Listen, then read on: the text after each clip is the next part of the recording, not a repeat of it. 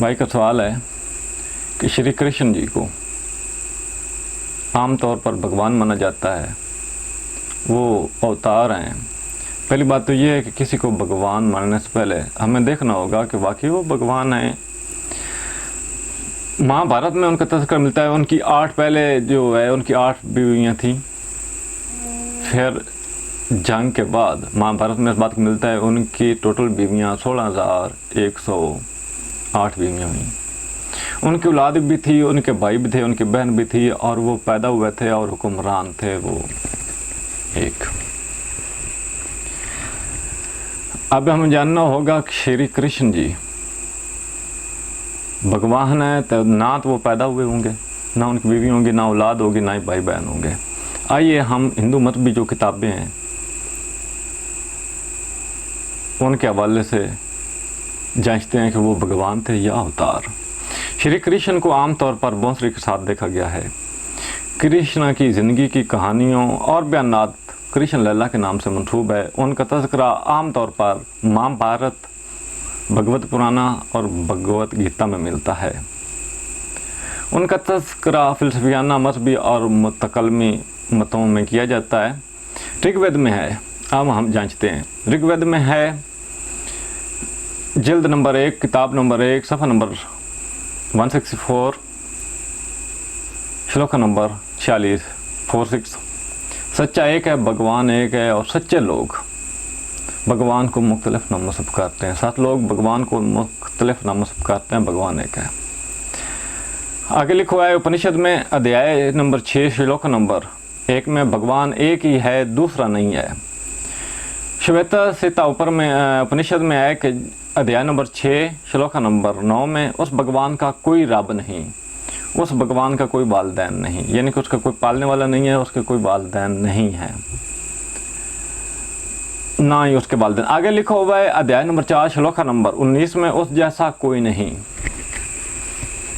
और ये बात कुरान मजीद में सूरह इखलास सूरह नंबर 14 में है। कुल वल्लाहु अहद अल्लाहु समद लम यलिद वलम यूलद वलम यकुल लहु कुफुवन अहद। कहो अल्लाह एक है, अल्लाह वाहिद है, यकता है, वो बेनियाज है, सब उसके मुताज हैं। लम यलिद वलम यूलद वलम यकुल लहु कुफुवन अहद। ना उसके वालिदैन हैं, ना उसकी कोई औलाद है, ना वो किसी ने उसको जना है, ना वो जना गया है, ना उसने किसी को जना है, और वो एक है। इससे पता चलता है कि जो भगवान है, जो खुदा है, जो ईश्वर है, वो पैदा नहीं हुआ, ना उसके बीवी बच्चे हैं, ना उसके वालिदैन हैं। ये इस बात का रद्द है कि कृष्ण जी वो भगवान नहीं है। आइए अब जायज़ा लेते हैं कि श्री कृष्ण जी अल्लाह के नबी थे। बहुत से उलमाओं ने लिखा है कृष्ण जी अल्लाह के नबी थे। मैंने एक बार राजपूत नामी रसाले में मैंने पढ़ा था श्री कृष्ण की एक पेशन गोई। अगर वो पेशन गोई सही और सच साबित है तो मुझे कोई आर नहीं इसमें कि मैं उन्हें कहूँ कि अल्लाह के नबी हैं, क्योंकि ऐसी पेशन गोई अल्लाह नबियों के अलावा कोई नहीं कर सकता। श्री कृष्ण और चंद्र की लगभग 90 पेशन गोइयाँ हैं। बाकी 89 तो मेरे ज़हर नज़र नहीं आई, लेकिन अलबत्ता एक ही पेशन गोई मैंने जो पढ़ी है, लेकिन ये काफ़ी है इस मानने के लिए कि वो अल्लाह के नबी थे। उन्होंने ये पेशन गोई की थी श्री कृष्ण ने कि दुनिया में सिर्फ 3 शाम हैं जो बुज़ुर्ग और रूहानी इल्म रखने वाले।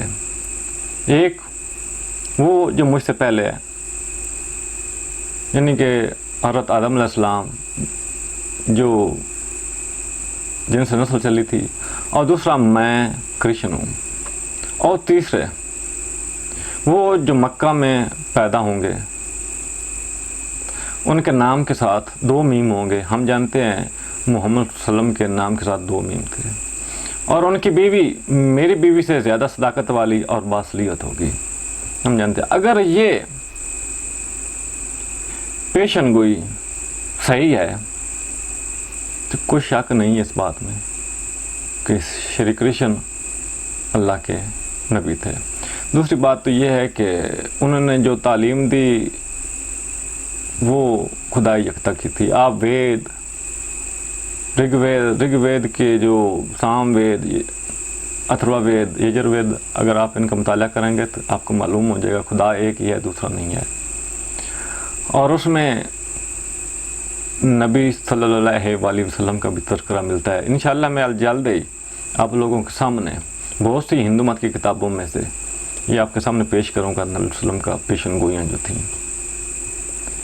दूसरी बात ये कि ये तज़किरा मिलता है हमें हज़रत नूह अलैहिस्सलाम के तूफ़ान के बाद से वाक़या के। हज़रत नूह अलैहिस्सलाम के 3 बेटे थे।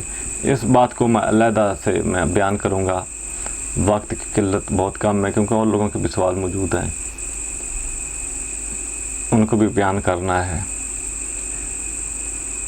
श्री कृष्ण हज़रत नूह अलैहिस्सलाम के बेटे हाम की चौथी नस्ल से थे।